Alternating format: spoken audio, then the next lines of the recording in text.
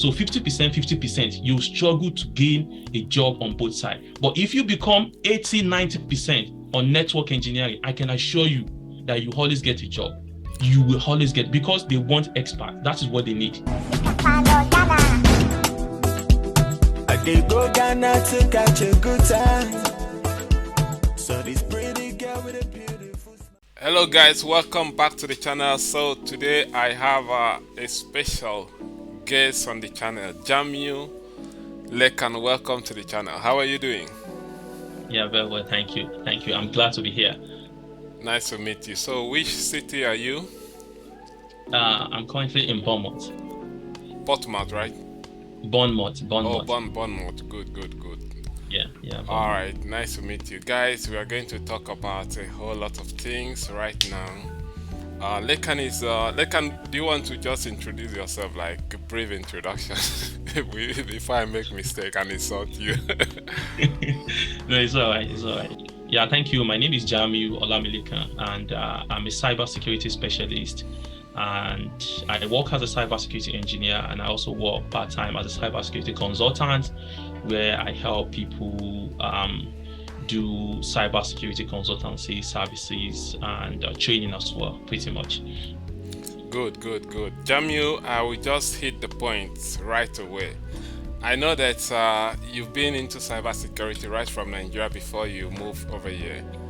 I want to know, how did you get started into cybersecurity? And an average Nigerian will say it's hard to get into that field, like in Nigeria, because I don't know if I should say it's difficult or complex. So how did you get started?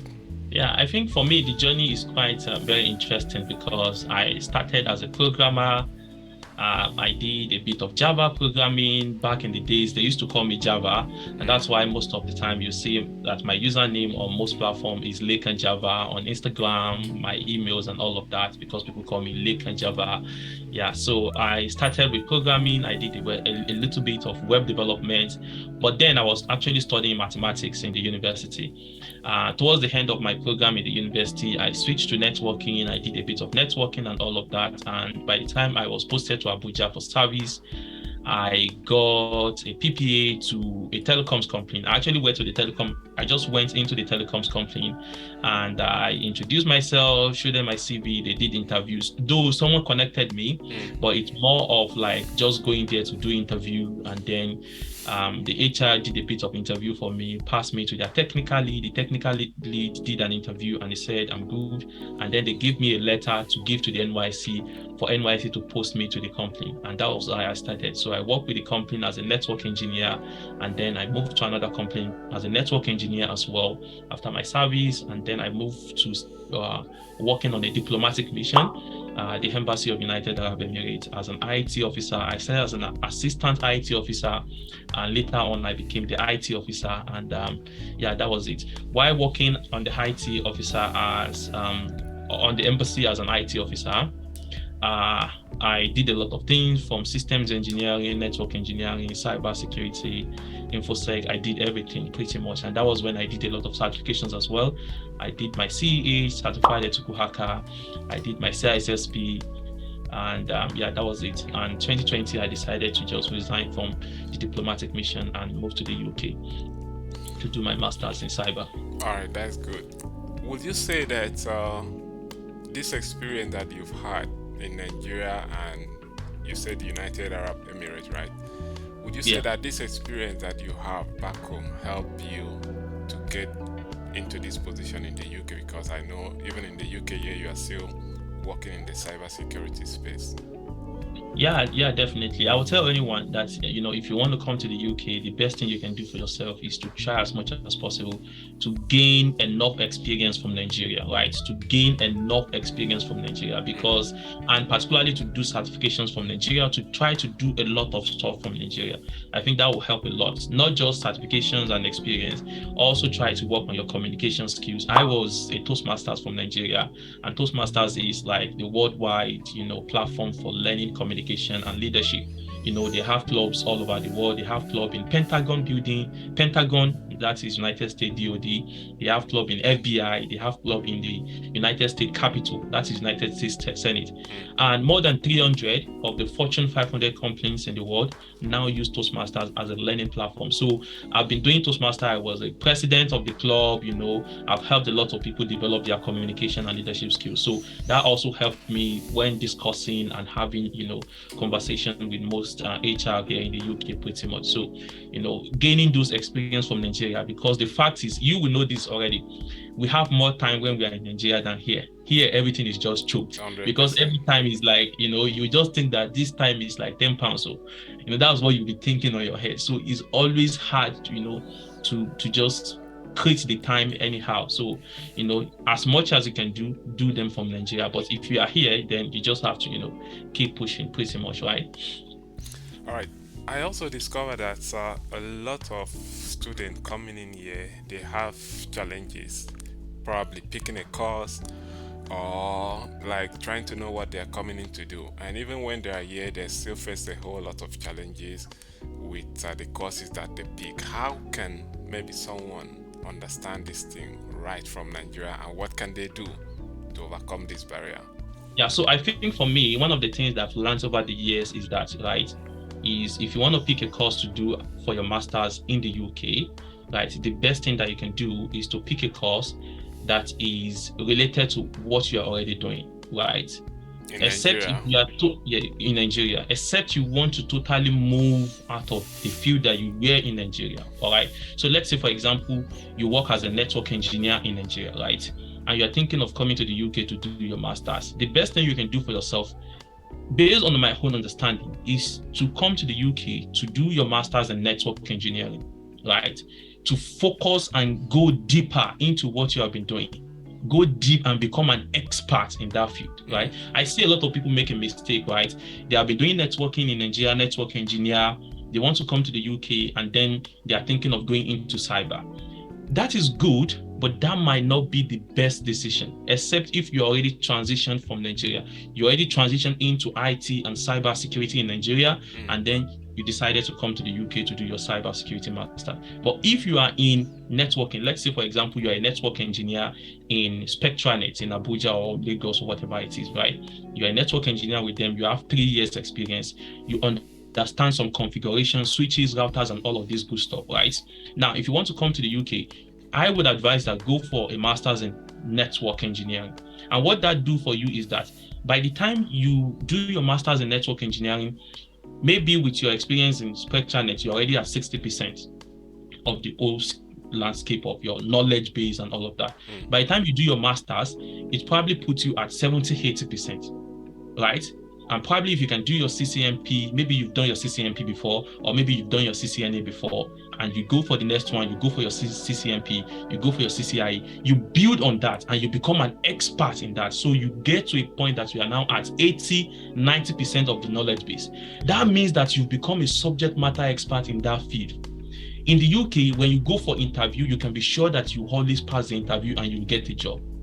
But if you switch to cyber, what happens is that you have your 60% understanding of network engineering, and then you move to cyber, and you probably now studying cyber and all of that, you have 40% understanding. When you finish, you start applying for cyber, you start applying for network engineering, cyber, network engineering. So you'll be going for the 2 interview and you'll be failing both of them, because on network engineering, you probably have 60%. And because you have not even been doing network engineering for 1 year, and your cyber experience is like 50% as well, none of the 2 you can prove to be an expert on, right? You can't prove to be an expert on both of them. So 50%, 50%, you struggle to gain a job on both sides. But if you become 80-90% on network engineering, I can assure you that you always get a job. You will always get, because they want experts. That is what they need, right? Particularly from international students. All right, let's look at it this way. We have a lot of students that are coming in that were probably doing social science or art and finance and all those stuff, and most of them, they discover that, okay, let's say IT, for example, is a selling field in the UK, and they are coming into this area like this is the first time into IT, and probably they want to do this cybersecurity or network engineering. They believe so much in themselves, What advice can you give to some people like this? Yeah, so on that part, there are two things I'm going to say, right?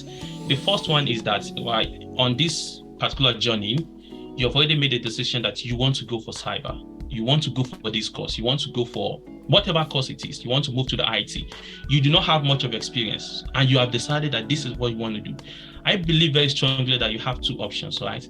The first one is to maximize how you use your master's program.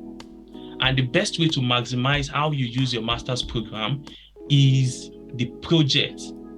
Your project topic is very, very, very important, right?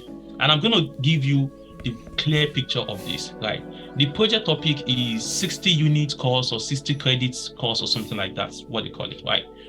All the other courses are 20 unit, 20 unit, 20 unit. So what that means is that your project is 3 times each of the courses that you are doing. Yeah. So, and most of the time you see that you do it within 3 months. You will be doing only projects, right? That's like what they call the third semester or what have you. You'll be doing only projects. That means you spend a lot of time on your projects, right? So now, I see a lot of people make a mistake. When they want to pick their project topic, they go for topics that are very sweet, very nice to the ear. You know, for example, in cyber, they'll be going for Internet of Things. Social engineering. Not even social engineering, so most of them, you will see something like artificial intelligence, RFID, all of these things are really good. Like RFID now, the application is very, very extensive. For example, they use it in car, they use it in all this MasterCard that we carry about, they're using their phone. These are like amazing applications. You see people with, amazing topic, very good to the hear. But the problem with these topics are, they can't get you a job, right? If you do your project topic on Internet of Things, the possibility of getting a job on Internet of Things is very, very, very hard in the UK. You can't see that job. Even if the job is there, is very, very limited. And most of the companies that will be recruiting for such, they won't want to recruit international students because you are new to the UK. They probably require security clearance for you to work. Yeah. You see some people doing project topic on, hairline. Hairline is very hard for airline to recruit you as a cybersecurity when you're just getting to the UK. Like maybe you just expect British Airline to recruit you as a cyber, because British Airline will require security clearance to even recruit you. And that means you must have lived in the UK for 5 years before you can get an SC clearance, right? So most of these jobs, you can't get them. The best thing you can do for yourself is to take a topic that is very, very applicable right now. So how do you go about this? Go to LinkedIn, look for the kind of jobs that you like to get, right? Go to Indeed, Total Jobs, go to any of these job websites. Look at 10 jobs that you can see that is related to what you would like to do, what you can apply for, right? Now, pick the first 5 that intersects in all of those 10 jobs, right? Look at the 10 jobs, pick the top 5 on all of them, look at the one that intersects, right? Then cut it down to like top 3, and then try to con your project topic from that. So it can be something like incident response, for example. That is a very generic topic that you can take. Incident response, threat intelligence, incident investigations, SOC, these are topics that, when you look at all the jobs, you will see something like, incident response in almost all cybersecurity jobs. So when you now spend your whole 3 months studying what incident response means, threat intelligence, indicators of compromise, right? Indicators of attack, how do you investigate malware analysis, all of these things together, there is no way you will go for interview after your master's that you will not pass that interview. But imagine you spend your whole 3 months learning about Internet of Things, and then you get to interview, they're asking you, how do you investigate a malware attack? You do not know. And that is the question that you will see in 90% of the cybersecurity interview, right? They want you to help them detect and respond to cyber attacks, not telling them about all this amazing Internet of Things, IoT, and all of that. And this is not just related to cyber, right? It's related to any of the courses that you think about. Let's say, for example, you are studying public health, or you're studying data science in public health or something like that. And you went ahead to do your project in analysis of malaria, right? So when you come after and you go for interview and you want to be explaining to them, you did analysis of malaria, blah, blah, blah. They don't need you to do analysis of malaria. They don't need that from you. They need something they can do here. So if you do something like drug abuse, depression, that you have done analysis of people that have depression in London, for example, that is something that they are dealing with. So if you're telling them about malaria is African problem, except you want to go back to Africa to look for job, that's where it is applicable. But here, look for something that is applicable, that you can get a job in it here and do your project on it. Spend that 3 months learning and learning. You know what it means? You are going to write 10,000 words, right? So for you to write 10,000 words, you will have read a lot of paper on that. So it will have become part of you. There's no question they can ask you, when you go for an interview, that you will not be able to ask. Do something related to the kind of job that you can get here. Some professors, because I'm very close, because I do training and all of that, have been privileged to meet a lot of master students and see their project topic. I tell them this project topic, except if you want to go for PhD, that's the only reason why you should pick this kind of project topic. But if your aim is to get a job, don't take all this project topic that is given to you by the school. They are like researchers. Except you are looking to become a researcher as well, go for your PhD. These are for people that are looking to get job. If you want to get job, don't follow all those course outline, project topic given by the school. Look for something related to your job and take and do your project topic on those. All right. And this, we've talked a lot and we have just 10 minutes to round up. Okay, so how can one get into this training in the UK, and do you have any resources that you can provide so that one can start this training so that they can be equipped and know the practical steps concerning all this stuff? And that is the second part that I would like to talk about on, you actually surviving. And that second part is, now you've decided that you want to go for cyber, right? Or you don't have much experience. The truth about it, and that is why I said from the beginning that, try to get to 80% of your skill level, because UK employers, the expectations from international students is very, very high. And I'll be sincere with you, it's not like they can't train you, but they don't have the time to train you. That's just the truth about it. They don't want to train international students because they feel like international students, why should we train them, right? That is the problem. You know this as well. So the other options that you also have, apart from spending a lot of your project time on something that is realistic, is doing a technical training, right? Now, a lot, for example, in cyber, they will have teach you a lot of things in university, IDP, IDS, firewall, any of this amazing stuff, but the truth is, can you really use them? And the UK recruiters has a way of asking questions. They will not ask you to define to them what is incident response. They will tell you, can you tell us about a time when you handled an incident, which is totally different. So in school, you've defined incident response. Incident response is this. But now they're asking you, can you tell us about a time when you handled an incident response?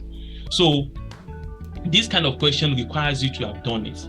And the best way to do this is to do on-job scenario-based training, right? I consult for a company, right? And pretty much what we do is to help people get this kind of technical training. So we build a lot of cloud-based platform, SIEM, endpoint detection and response, different kind of infrastructure, and we take you through scenario-based technical training, and we teach you based on what the recruiters are looking for. I see a lot of training, particularly in cyber. They'll be training ethical hacker and all of that thing. And when you go for interview, they are asking you how to defend, not how to hack. So you will be thinking in your head that Metasploit, how to attack, how to scan, how to do all of those. But they are not asking that. They are asking you that what are the tools for you to use to detect if someone is trying to scan us. Those tools are totally different. We are talking about SIEM. How do you get log? How do you get alert? How do you investigate incident? All of those things are totally different from, most of the training that people, go through. And this kind of technical stuff is what recruiters are looking for. So in our own training, what we do is that we build the platform, we take you through step by step. And one thing that we do, right, that is totally different, right, is that we do not put a lot of people in the class. So you see a lot of these classes, you see them 10 people in the class, 20 people in the class, choke in the class. Some of them, they will even be sleeping in the class. The instructor will not know. The instructor will just collect money. He doesn't care. But our own is like maximum you see 3 people in a class. That is what we do. Most of the time, 1 or 2. So that you yourself will be doing it. Why the instructor keep telling you that click on this, click on that, click on this, click on that, click on this. So you will do it yourself. You will handle the incident yourself. You will drive through the process yourself. So when a recruiter asks you, can you tell us about the time when you handled a security incident? You can tell the recruiter that this is what I did, this is what I did, and this is what I did. It's not about definitions and all those kind of stuff. And this is from my own personal experience, because I think I was pretty much privileged. By the time I finished in October last year, I had like 2 offers, right? I got one of the offer like 4 months before I finished my master's program. And I think in October, I got another offer, right? So I decided to pick the one that, I evaluated the managers and all of that, and I found one of them to be very interesting. The manager was amazing, and I actually chose that. That's where I'm working now. So in my experience, I see the way they interview, and I see the struggle that most of my friends go through. So I have to also train and show most of these things to my friends to let them, understand what is exactly going on. And in fact, 2 of my friends that I actually recommended to my manager got a job in my company, right? And since then, I've been, helping a lot of people, and that is how we started this class, that I work for them as a consultant now. So I actually brought in the idea of the class based on my own experience to the company, and now I consult for the company. I help them manage the class for them pretty much, because the company is a cybersecurity company. That's what they do, so they now do training as well, where I manage. Is the training going to be class-based or online? And because a lot of people are afraid of reading, so is it going to be more of practical or theory and practical? So the training, one of the challenges we currently have is that we don't take people that have not done masters or doesn't have any experience in cyber. Because in the training, we won't teach you what is firewall, we won't teach you what is IDP, what is IDS, all those kind of small stuff. We expect you to have learned that during your master's program. What we teach you is purely practical. We take you through the platform. We have deployed the platform. In fact, I also take them to deploying the platform themselves. So everything that I've built, I will tell them to go and build it as well, and I'll show them what exactly they need to do. So it's like a video call, just like we are here right now, right? So they will share their screen, and I will tell them, go to this particular platform, download Splunk, for example, download the exe file, load in, go to your web browser to log in, and then let's integrate our data sources to it. Let's create, so we create all these endpoints, we get the log into the, and then I tell them exactly what they do, how they can create the rules, how they can get the alerts, how they can investigate the alerts, where are the logs coming from, those are the things that I teach. So it's more of personal, one-on-one most of the time. 2 people, it's only a few times that we have 3 people in the class. Maybe a very, very few times. Most of the time is 1 person, 2 person, one-on-one, so that it's more of them doing the work than you just, telling them using PowerPoint and just, reading through PowerPoint. We don't do PowerPoint in the class at all. No PowerPoint. It's through the platform. You go through it yourself, so that, you can understand it deeply, that, okay, I've done it. I can explain it to an interviewer whenever, I'm being interviewed. Thank you, my brother. I appreciate it. Guys, if anyone is interested in this program, this is purely practical based program that will put you directly into cybersecurity. You stand a better chance of getting a job in the UK. Reach out to brother Lekan. How can we reach out to you, bro? LinkedIn, my LinkedIn page, right. Share it with anyone, or I can give you the websites. Definitely I can share the email as well of the technical support team of the website of the company. You can reach out to them, and they're going to reply to your email at any time. Everything will support team. Everything will be displayed on the screen. Reach out to Lekan and avail yourself of this golden opportunity. Brother, thank you for coming on the Yeah. channel. I appreciate. Yeah. Take Yeah. care. Thanks a lot for that. Cheers. Bye.